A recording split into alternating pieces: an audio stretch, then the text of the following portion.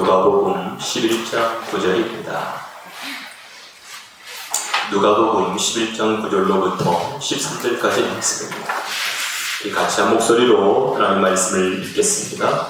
내가 또 너희에게 이르노니 구하라 그러면 너희에게 주실 것이요 찾으라 그러면 찾을 것이요 문을 두드리라 그러면 너희에게 열릴 것이니 구하는 이마다 받을 것이요 찾는 이가 찾을 것이요 두드리는 이에게 열릴 것이니라. 너희 중에 아비된 자 누가 아들이 생선을 달라 하면 생선 대신에 뱀을 주며 알을 달라 하면 정갈을 주겠느냐.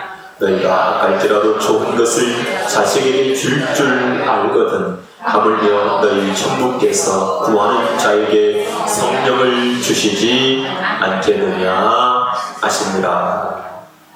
아멘. 네. 우리가 이 세상에서 살아가는 동안에 사람들이 가장 많이 하는 일이 뭐냐면 기도하는 것일 겁니다. 예수 믿는 사람도 예수 믿지 않는 사람도 기도하고 살죠. 우리가 이제 새해가 되어지면 이제 1월 1일 해가 돋는 곳을 찾아갑니다. 예전에 굉장히 유명했던 곳이 정동진이라고 하는 곳인데 새해가 되어지면 이 동이 한쪽 도로가 막힐 정도로 가서 쏟는 해를 보면서 사람들이 저마다 소원을 가지고 소원을 말을 합니다. 그 해가 그들에게 뭘 줄 수 있습니까? 아무것도 줄 수 없는데 마치 그가 나의 소원을 들어줄 것처럼 여기며 소원을 빌죠. 달을 보고도 소원을 빌고 심지어는 케이크를 두고도 소원을 빌고 하늘에서 떨어지는 별똥별을 보면서 사람들이 소원을 빕니다. 마음속에 있는 저마다의 그런 원함 그리고 그렇게 되어졌으면 좋겠다라고 하는 바람 이런 것들을 가지고 소원을 이제 빌어보죠. 그리고 대체적으로 이제 잊어버리면서 사는 것을 이제 우리가 보게 됩니다. 우리 성도들도 교회에 오면 가장 많이 듣는 이야기가 기도하세요. 우리 기도합시다. 라고 하는 이야기를 굉장히 많이 듣고 그리고 성도들이 실제로 많이 하는 것이 바로 기도 생활입니다. 그리고 많은 간증은 바로 기도응답의 간증이라고 하는 것을 우리가 알 수가 있습니다. 그래서 예수님도 우리에게 기도하라 이렇게 가르쳐 주시기도 하시죠. 기도하라 라고 하는 것은 부탁이나 충원이 아니라 명령입니다. 기도해 라고 하는 명령. 그래서 우리는 기도가 명령이라고 하는 사실을 알고 이제 기도하는 삶을 살려고 합니다. 그러나 우리가 그 영적인 한계, 또 지식적인 한계, 또 지혜의 한계가 머물러 있어서 예수 그리스도를 믿지 아니하는 사람들처럼 대상만 다르지 내용은 똑같다는 거죠. 해를 보고 기도하나, 달을 보고 기도하나, 케이크를 보고 기도하나, 별똥별 떨어지는 것을 보고 기도하나 하는 것과 대상이 하나님을 바라보고 기도하는 내용이 어때요? 똑같다는 거예요. 대상만 다를 뿐이지 내용은 똑같다는 거죠. 그럼 예수님께서 하나님께서 우리에게 너 기도해 라고 말할 때에 그 기도의 내용은 무엇인가 하는 거죠. 그래서 이 기도하라 라고 하는 이 명령 속에는 내가 너에게 약속한 것을 반드시 구해 라고 하는 말이 포함이 되어져 있는 거예요.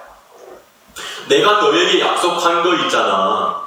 그거 내가 너에게 주기로 했던 거 있잖아. 그러니까 반드시 그것을 구해가지고 너 얻어. 이런 의미로서 기도하라 라고 말하고 있다는 것을 우리가 알 수가 있는 거죠. 그래서 우리가 기도에 대하여 배울 필요가 있음을 알 수가 있습니다. 사랑하는 성도 여러분, 하나님의 사람들은 전부 어떤 사람이었냐면 기도하는 사람이었어요. 기도하는 사람. 모세도 기도하는 사람, 아브라함도 기도하는 사람, 사무엘도 기도하는 사람, 다윗도 기도하는 사람, 다니엘도 기도하는 사람, 그리고 하나님의 선지자들도 전부 어떤 사람입니까? 기도했던 사람들입니다. 그래서 우리가 기도하는 사람들을 보면 다른 게 하나가 있어요. 그건 뭐냐면 하나님께로부터 오는 계시입니다. 뭐가 있다고요? 하나님께로부터 오는 계시. 우리가 조금 전에 얘기했잖아요. 예수 믿는 사람이나 예수 믿지 않는 사람이나 기도의 내용이 어떻다고요? 똑같다는 거예요. 그런데 기도의 내용이 달라지려면 위로부터 오는 뭐가 있어야 돼요? 계시가 있어야 돼요. 말이 달라지려면 위로부터 오는 계시가 있어야 돼요. 하늘의 언어를 사용하려면 하나님께로부터 언어를 받아야 돼요. 예수 믿지 않는 사람들은 절대로 기독교적 언어를 사용하지 않아요. 예수 믿는 사람들만 기독교 언어를 사용해요. 그 중에서도 하늘로부터 오는 계시, 하나님께로부터 오는 말, 그걸 받는 사람들은 그 말을 하는 사람으로 바뀌어지는 거예요. 그래서 도대체 알 수 없는 말을 하는 거예요. 그러니까 예수님께서 위로부터 오셔가지고 이 땅의 사람들에게 위의 것을 말해주잖아요. 근데 그 사람들은 한 번도 이런 이야기를 들어본 적이 없어요. 한 번도 들어본 적이 없으니까 어떻게 하죠? 무슨 소리 하는 거야? 무슨 말 하는 거야? 받아들일 준비도 되어 있지 않고 무슨 말인지 이해도 안 가는 거예요. 깨달지를 못하는 거예요. 그러니까 엉뚱한 소리 한다고 주님을 핍박하고 배척하는 것을 우리가 보게 되죠. 그런데 그 가운데서 어떤 사람들은 예수님께서 주시는 그 말씀을 들으면서 깨달아요. 니고데모가 깨달고요. 나다나엘이 깨달고요. 예수님의 제자들이 깨달아요. 수많은 사람들은 예수님께서 일으키시는 기적, 표적, 이적 이런 것들을 보고 막 달려나왔어요. 그러다가 전부 다 떨어버리는 거예요. 그래서 주님이 제자들에게 묻잖아요. 너희들도 갈래? 너희들도 나를 떠날래? 이렇게 말씀하잖아요. 그때 예수님의 제자들이 뭐라고 말합니까? 예수님에게는 생명의 말씀, 생명의 떡이 있는데 우리가 어디를 가겠습니까? 이 사람들은 이제는 위의 것에 대한 깨달음이 생긴 자라고 하는 거예요. 모든 사람들이 주님을 다 떠날지라도 나는 떠날 수 없어. 왜요? 특별한 눈이 그들에게 열렸기 때문이라고 하는 거예요. 그래서 우리는 땅의 세상 속에서 살면서 육신의 눈으로 보여진 것만 따라가면서 살아가는 사람들이 아니라 눈에 보여지지 아니하는 세계에 대한 눈이 열려서 그것을 바라보며 그것을 말하면서 살아가는 자들이 예수 믿는 사람들이라고 하는 사실을 깨닫게 되어지기를 주님의 이름으로 축복합니다. 아멘. 그러니까 믿음은 바라는 것들의 실상이고 보이지 않는 것들은 증거예요. 보이지 않는 것을 마치 보는 것처럼 여기면서 살고 있는 그 상태, 그것이 바로 하나님의 사람들입니다. 그래서 이 사람들의 특징은 뭐냐면 땅의 것을 구하지 않는다는 거예요. 자, 이 세상의 사람들이 삶 살면서 전부 다 자기 소원을 가지고 살잖아요.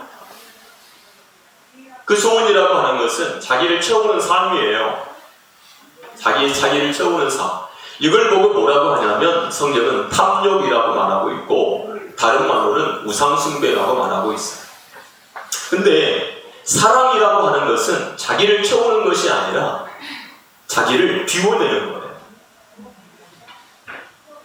그러니까 내가 너를 사랑해 라고 말할 때 정말로 나를 채우기 위해서 너를 사랑해 라고 하는 것이 아니라 진짜 사랑은 나를 비워서 너를 채워주는 것이 바로 사랑이라는 거예요. 근데 우리가 자세히 한번 찾아보면 내가 사랑해서 내가 너를 사랑해 라고 말할 때 그 사람이 가지고 있는 것을 통해서 나를 채우기 위해서 너를 사랑하는 것과 똑같은 거예요. 그러다가 이 사람이 더 이상 나를 채워줄 것이 없고 나를 실망시키면 가차없이 어떻게 하죠? 버려버리는 거예요. 근데 성경을 봅시다. 하나님의 사랑이라고 말씀하시고 계시고 그 하나님의 사랑의 하나님이 우리의 모습을 보면 어때요? 너무나 형편이 없고 너무나도 부족하고 너무나도 연약해요. 늘 항상 배신을 때리고 배반하는 그런 존재예요. 그런데 하나님이 우리를 사랑하실 때 어떻게 사랑합니까? 끝까지 사랑하시는 하나님, 끝까지 사랑하시는 하나님이신 것을 우리가 보게 되잖아요. 네. 하나님은 이 방법, 저 방법, 수많은 방법을 통해서 그들의 마음을 돌이켜서 하나님께로 향할 수 있도록 만들어주시고 하나님은 계속해서 그 자녀들을 하나님의 사랑으로 대하고 계시는 것들을 우리가 성경 이 창세기부터 시작해서 요한계시록까지 계속해서 우리가 볼 수 있거든요. 하나님은 우리 인간을 통해서 자기 자신을 채우려고 하시는 분이 절대 아니시잖아요. 계속해서 하나님은 우리에게 그 하나님의 사랑을 공급해 주시고 공급해 주시는 하나님이시잖아요. 네. 근데 이 세상의 사랑은 아니에요. 이 세상의 사랑은 여러분 보세요. 내 남편, 내 아내, 내 자식일지라도 나를 실망시키고 나를 배반하고 배신하면 여전히 우리가 사랑할 수 있습니까? 당장 이혼해야지. 네. 이렇게 말하지. 내가 끝까지 책임질 거야. 그래도 내가 끝까지 붙을 거야. 그렇습니까? 인간은 철저하게 자기 중심적이고 자기 욕망을 채우기 위해서 끝없이 달려가는 그런 존재로서 이 땅에 살아요. 그래서 우리의 기도가 나의 욕망, 나의 욕심, 나를 채우기 위한 기도로 가득히 채워져 있는 거예요. 그래서 하나님의 말씀을 대하면서 하나님의 말씀을 가지잖아. 그래서 그 모든 말씀도 나를 중심으로 해서 내 욕망을 채우기 위한 내 욕구인 거예요. 네. 우리가 지난 누가복음 18장을 보면서 항상 기도하고 낭망치 말아야 될 것을 비유로 가르쳐서 주님 가르쳐 주셨잖아요. 오늘도 기도에 대한 이야기예요. 누가복음 11장 9절 119예요. 우리가 비상사태가 일어나면 누구를 부르죠? 119 부르죠. 내가 해결할 수 없어요. 응급상황이 발생했어요. 불이 났어요. 자동차 사고가 났어요. 큰 사고가 났어요. 그러면 금방 떠올라야 될 게 뭐죠? 나를 도와줄 사람이 필요해요. 누가 빨리 올 수 있지? 119. 119 빨리 불러. 네, 저는 119 딱 한 번 타봤어요. 여러분 타기 별로 없죠? 여러분 타봤어요? 119 차 한 번이나 타보신 분? 그래요? 저도 한 번 타봤는데 탈망하더만 빨리 가더라고요. 금방 오고. 네. 근데 누워서 간 게 아니고 앉아서 갔어요. 벌이 쏘여가지고 볼에 어떻게 쏘였는가 한 4-5번 쏘여가지고 말벌에 병원에 가가지고 막 주사하고 그랬는데 빨리 와가지고 신속하게 막 하더라고요. 얼마나 좋아요, 페나.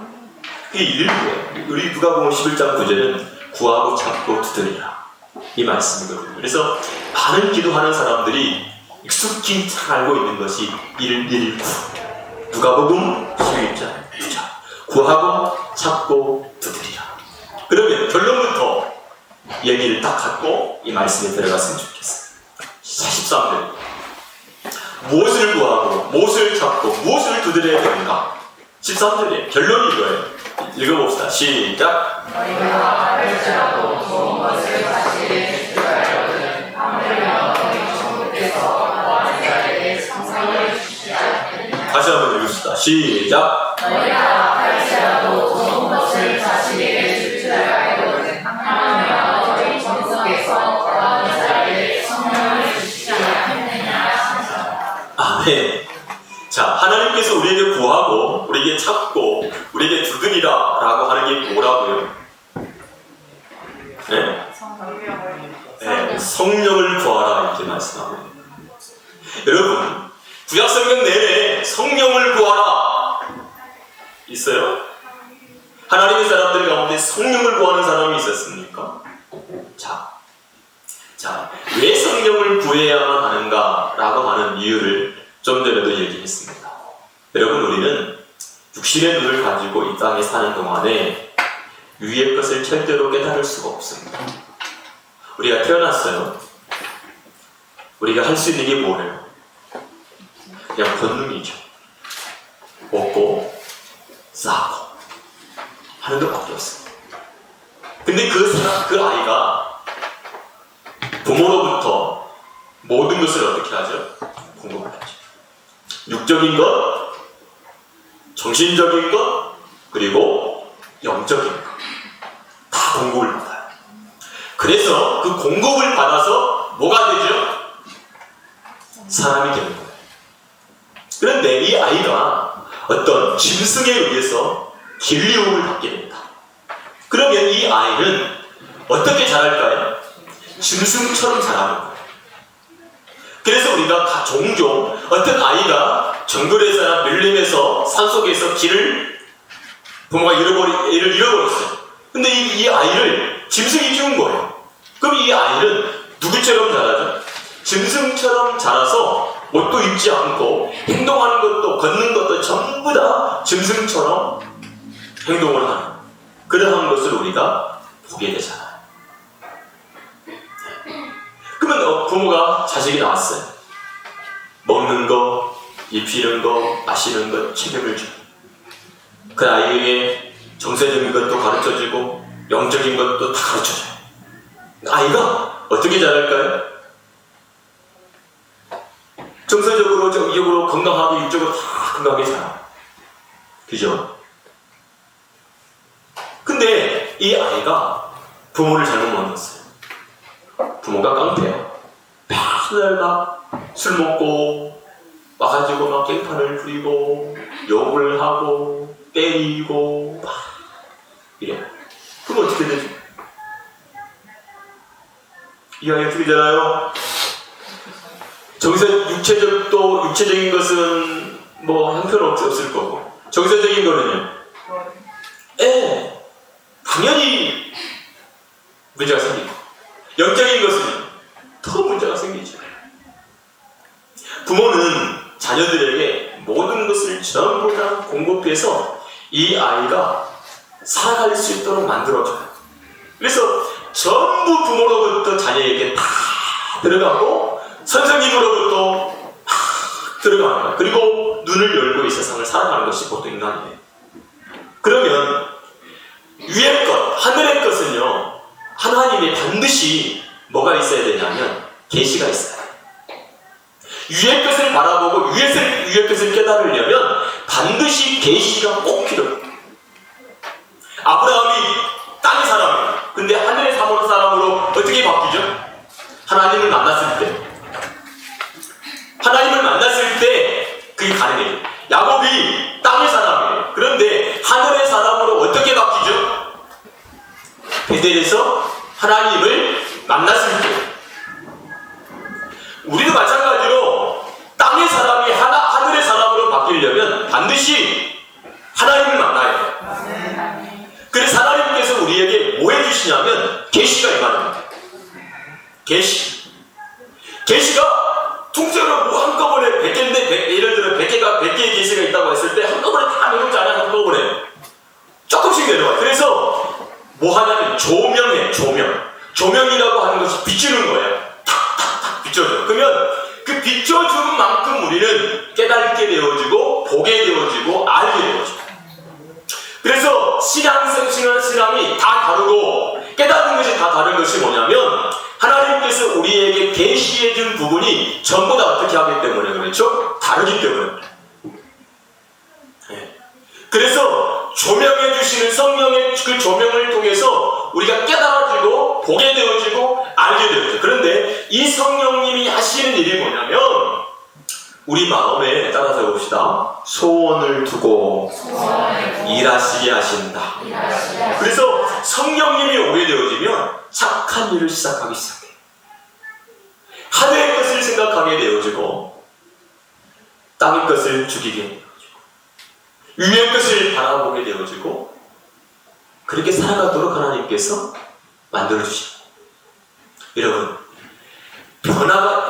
사람이 변화된다고 그래요? 안 변화된다고 그래요? 인간이 바뀐대요? 안 바뀐대요? 사람은 꽁쳐 쓰는 게 아니라고 그러죠. 근데 하나님을 만나면 바뀌어요. 빌레몬서에 등장하고 있는 사람이 오네시모라고 하는 사람이에요. 오네시모는 쌀데기 없는 사람이야. 그런데 예수를 만났어요. 그런데 그 사람이 어떻게 해야 돼? 무익한 사람에서 어떤 사람이 됐죠? 유익한 사람으로 바뀌어요. 뭐가 바뀌게 만들죠? 복음이. 우리들도 예수 그리스도를 만나면, 복음을 만나면 바뀌는 거예요. 계시가 임하면 하나님의 성령이 우리 속에 소원을 두고 일하기 시작할 때 우리는 바뀌는 거예요. 성령님은 땅의 것을 바라보지 않고 위의 것을 바라보도록 만들어주시는 분이 바로 누구시냐면 성령님이십니다.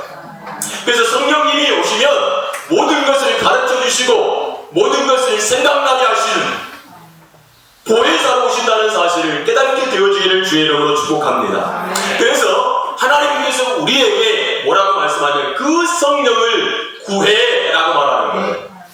내가 너에게 약속해주는데 너희 성령을 구해라고 말해주는 거예요.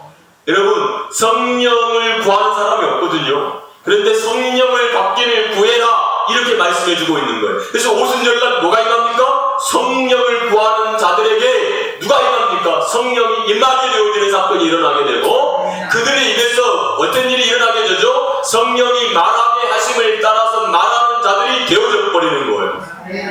땅의 사람이 하늘의 사람으로 바뀌어져 버리는 거예요. 여러분, 이것을 구하라고 주님이 말씀해 주고 계시는 거예요. 그러니까 내가 너희에게 약속할 게야. 성령을 보내줄게.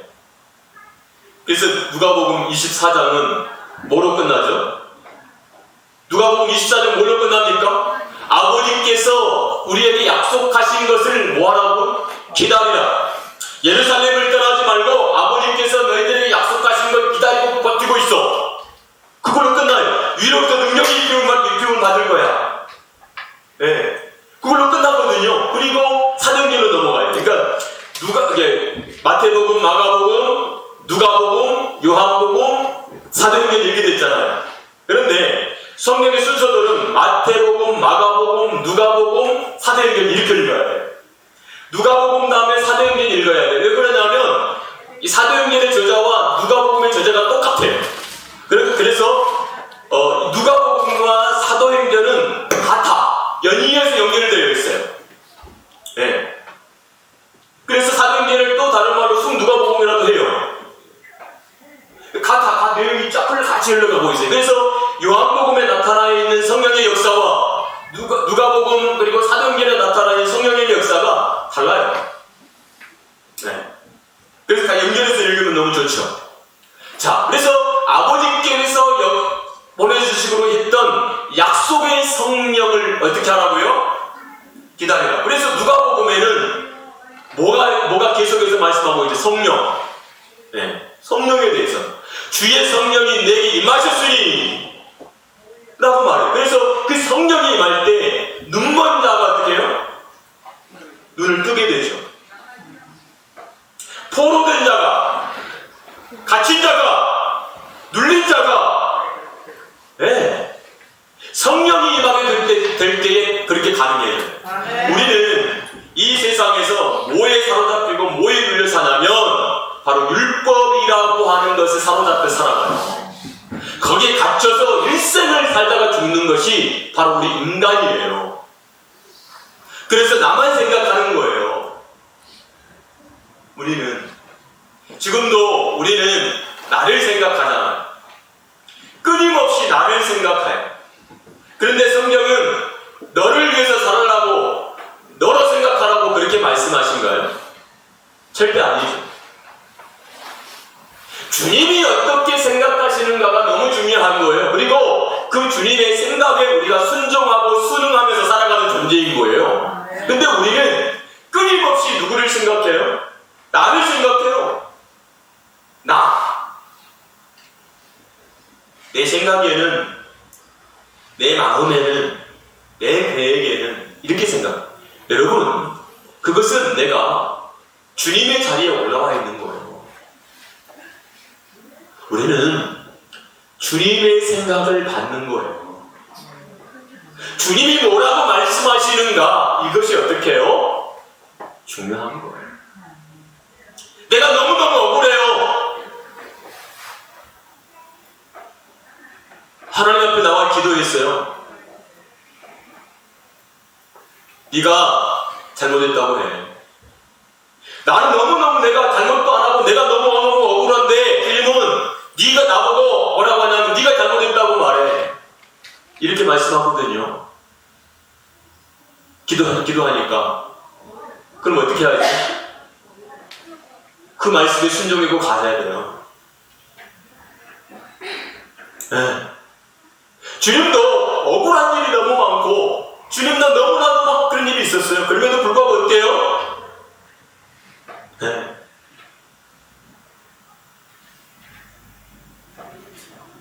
주님의 가르치심이, 주님의 역사하심이 이때부터 우리 속에서 막 일어납니다. 성령이 임하셔야 성령님이 가르쳐 주시고 성령님이 생각나게 만드시고 성령님이 그때부터 우리를 움직이시는 거예요. 아이가 태어났어요. 아이가 뭔지 몰라요. 그 엄마가 아이에게 가르치죠. 어떻게 가르치죠? 할머니가 용돈을 줬어. 그럼 얘가 용돈을 어떻게 받아요? 이렇게 받지. 그럼 엄마가 뭐라고 해요? 야, 두 손으로 받아. 두 손으로 받아. 그리고 뭐라고 해야 돼?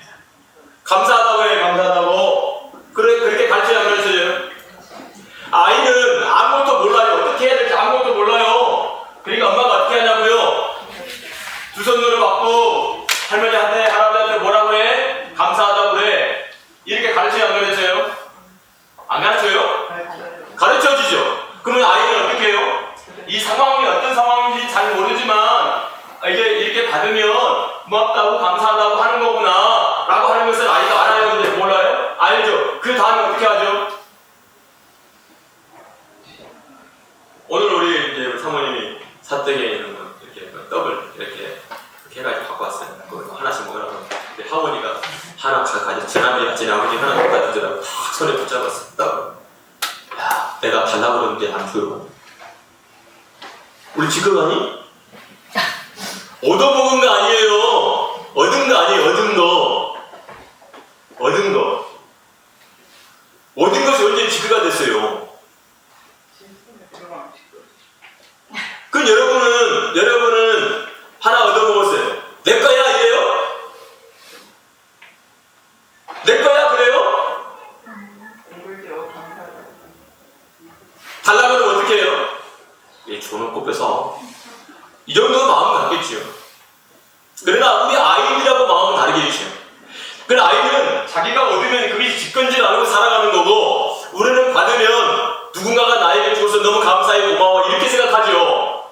그 차이 깨닫는 차이점이 있는 거잖아요. 마찬가지예요. 아이에게 가르쳐요. 엄마가 가르쳐요. 우리도 몰라. 그러니까 성령님이 어떻게 한다고요? 가르쳐 주시는 거예요. 성령님이. 그런데 언제 가르쳐줘요? 기도할 때 가르쳐 주시는 거예요. 기도할 때 우리를 그렇게 인도해 가신단 말이에요. 그래서 나를 벗어나서 주님으로 살아가는. 그래서 그 아이 속에 누가 담겨져 있어요? 엄마가 담는 게 담겨져 있고 아빠가 담겨져 있어요. 양육자도 그대로 담겨져 있어요. 우리 모습 속에 누가 담겨져 있어야 돼요? 우리 마음속에 우리 속에 누가 담겨져 있어야 되냐고요? 그쵸? 성령님이 담겨져 있어야 돼요. 예수 그리스도가 담겨져 있어야지요. 아, 저 말하는 거, 저 행동하는 게 누구야? 제가 이제 걸음걸이를 우리 하윤이하고 같이 가면 이러고 다닌다고요. 첫째는 그러면 걔들 집에서 들고 다닌다고 이렇게. 그래서 누구 닮아 누구 보고 그렇게 따라 사는 거예요? 그죠? 애들이 본대로 말하는 거는요.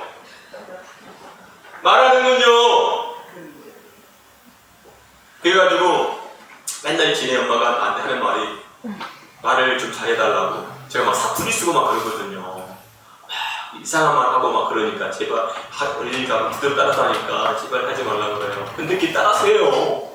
네, 기억력이 있어요. 자, 부모는 좋은 걸 막 가르쳐줘요. 이렇게 해라 이렇게 해라 이렇게 해라. 그럼 자녀는 어때요? 그걸 받아서 그대로 해요. 그래서 혼나는 거예요. 제가 가끔가다. 감사하다고 하나냐고 혼나고 그래요. 근데 지는 안 해요. 그럼 나보고 막 하라고. 그러니까 혼나요. 지난번에는 제가 막 1층에서 막 일을 하고 있는데 우리 사모님이 빨리 올라오라고 그런 거였는데 근데 제가 마무리를 해야 되니까 막 일을 다 하고 있었더니 막 혼났어요. 할머니가 빨리 올라오라는데 왜 안 올라오고 계속 일을 하고 있냐 하고 혼났어요. 저는 막 3살짜리도 혼나고 있었죠. 우리는 그래요. 그래서 우리가 하나님의 그 말씀의 계시가 계속해서 임할 때 우리는 자꾸 나를 벗어나서 주님으로 살아가는 자가 되는 거예요. 아멘. 그래서 예수 향기가 나는 거예요. 우리는 이 세상에서 뭐가 성공이고 뭐가 실패냐라고 말할 때 이 세상에 돈을 많이 벌고 유명한 자리에 앉아 있으니까 나는 성공한 자, 너는 성공한 자 이게 아니라 예수님으로 내가 닮아가는 이 과정이 성공이라고 하는 사실을 깨닫게 되어지기를 주의 이름으로 축복합니다. 아멘. 네, 그것이죠. 그래서 내가 은혜 받았다는 것은 예수님으로 말미암아 내가 통제되고 통치되어지는 이 모습인 거죠. 예수님으로 내가 통제가 되고 통치를 받는 것 이것이 이거예요. 그래서 주님이 우리에게 구하라, 찾으라, 두드리라 했을 때 명령이야. 내가 너에게 이거 준다고 약속했지. 그러니까 너 이것을 약속으로 받고 반드시 구해. 그럼 내가 너에게 뭐 해줄게? 응답해줄게. 반드시 구하면 반드시 응답할게. 이게 하나님의 약속이에요. 근데 여러분 우리가 내가 꼭 가지고 싶은 것은 어때요? 너무 잘 기억하고 꼭 구하죠. 그런데 내가 별로야. 약속해줬는데도 별로야. 그럼 어떻게 하죠? 잊어버리죠. 잊어버리죠. 어려운 것입니다. 여러분, 그래서 성경은 늘 항상 우리에게 동일하게 얘기하고 있는 게 성령의 충만함을 받으라. 성령의 충만함을 받으라. 그래서 성령은 우리에게 말씀해 주시는 분이잖아요. 하나님의 말씀이 내 안에 딱 들어오면 그 영이 우리로 하여금 우리 상황을 바꾸게 만들어줘요. 자, 사람과 사람이 이렇게 서로 이제 남자와 여자가 서로 사귀어요. 근데 이제 서로 만나요. 근데 이 사람이 서로 좋아해, 사랑해 라고 하는 말을 하지 않아요. 그 느낌은 뭐예요? 쟤가 나를 좋아하는 것 같고 그러는데 말을 안 하는 거예요. 그러면요. 근데 얘가 어느 날 용기를 내서 내가 너를 좋아하는 것 같아. 그럼 얘도 어떡하죠? 좋아하는 것 같아. 그러면 좋아해, 사랑해 라고 하는 말이 내 속에 들어와요. 그래가지고 그 상황이 이제 어떻게 되죠? 급진전해져요. 여러분, 좋아한다는 말을 듣고 사랑한다는 말을 들었을 때 그 단어는 감정적인 단어가 좋아해, 사랑해잖아요. 미워해, 이런 것이. 그럼 그 말을 들었을 때 내 속에서부터 어떤 감이 딱 생겨요? 제가 나를 좋아하는구나, 사랑하는구나. 그러면 내가 그를 사랑하게 되어지면 내 속에서부터 그를 바라보는 감정, 이러한 것들이 어떻게 이제 달라지죠. 남이었던 그가 이제 내가 사랑하는 사람이 되어져 버렸어요. 하나님의 말씀이 내 안에 들어오게 되어지면 그와 같은 역사를 일어나게 되는 거예요. 그래서 너희는 보이지 아니하는데 나를 사랑한다 이렇게 말하는 거예요. 아멘. 바라보지, 내가 우리가 말씀을 받는 자들은 바라보게끔 되어 있고 믿어지게끔 되어지고 행동하게끔 되어 있는 거예요. 그래서 말씀을 가진 자들은 행동이 달라지는 거예요. 행동, 결과적으로. 그래서 그 행동을 움직이고 있는 게 뭐예요? 하나님의 말씀이라고 하는 사실을 우리가 알 수가 있어요. 여러분, 은혜 받아야 되는 거예요. 그래서 하나님께서 나에게 주겠다 라고 말씀하신 그 약속을 꼭 붙들고 하나님 앞에 구할 수 있는 저와 여러분들이 되어지기를 주의 이름으로 축복합니다. 여러분, 우리가 한국 사람들은 기도 많이 하죠. 한국 사람들처럼 기도를 많이 하고 이렇게 나가는 사람은 없지. 한국 사람이 제일 많이 기도해요. 다 외국 사람들은 새벽기도 안 해요. 한국 사람들이 새벽기도 하고요. 한국 사람들이 선교 나가면 선교사가 새벽기도 막 시켜요. 주요 3,000명 그래요. 근데 이 기도의 가장 제일 먼저 하는 게 뭐예요? 시간을 내는 거예요. 시간을 낸다는 것은 중요하죠. 우리는 하루 종일 살면서 24시간을 살면서 시간을 내서 투자하는 것들이 있죠. 직장을 다닌다든가, 밥을 먹는다든가, 누구를 만난다든가, 책을 읽는다든가, 뭐든지 다 시간을 내어서 하는 거예요. 그럼 그 24시간 가운데 하나님과 만나는 시간이 얼마인가라고 하는 거예요. 내가 하나님을 만나는 시간을 어떻게 책정하고 있는가?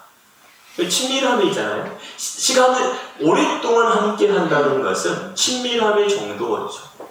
우리는 누구를 만나러 왔는데 그냥 억지로 만나고 싶고 먼저 갈게요 하고 가버려요. 친밀함이 없다는 얘기고, 친밀함의 강도가 세지면 세질수록 같이 머물고 싶은 생각이 많아지는 거죠. 하나님께 예배한다는 것, 기도하는 것은 친밀함이 있어야 돼요. 그 친밀함은 시작은 자꾸 만남으로부터 시작이 되어지는 거예요. 네. 근데 우리는 이제 여기서 주의해야 될 게 뭐냐면, 내가 막 떼거지를 막 이게 쓰면은 어때? 하나님께서 나의 기도를 응답해 주겠지. 이런 거 있잖아요. 한국 사람들의 그 기도 중에 하나는 강청하면 막 하나님께서 막 기도를 응답해 주신다 그런 마음을 가지고 있어요. 그래가지고 막 하거든요. 근데 그것이 뜻이 하나님과 맞지 않으면 응답이 없는 거예요. 여러분, 그래서 성령님이 주시는 마음, 소원을 품고 기도하는 것이 너무너무 중요한 거죠. 저는 여러분들이 그런 하나님의 사람들이 되어지기를 주의 이름으로 축복합니다. 그래서 오늘부터 시간을 하나님께 드리십시오. 그러니까 아무것도 안 해도 내가 기도를 하지 않고 말씀 묵상하지 않고 주여 라고 이렇게 부르면서 시간을 내어도 꼭 그 시간을 할애해서 하나님을 부르시고 하나님을 향해서 여러분들의 마음을 좀 열고 나갈 수 있게 되어지기를 주님의 이름으로 부탁드립니다. 그리고 하나님 약속하신 것, 성령을 부어주세요. 성령으로 충만하게 해주세요. 하나님 나에게 말씀해 주세요. 계시해 주세요. 조명해 주세요.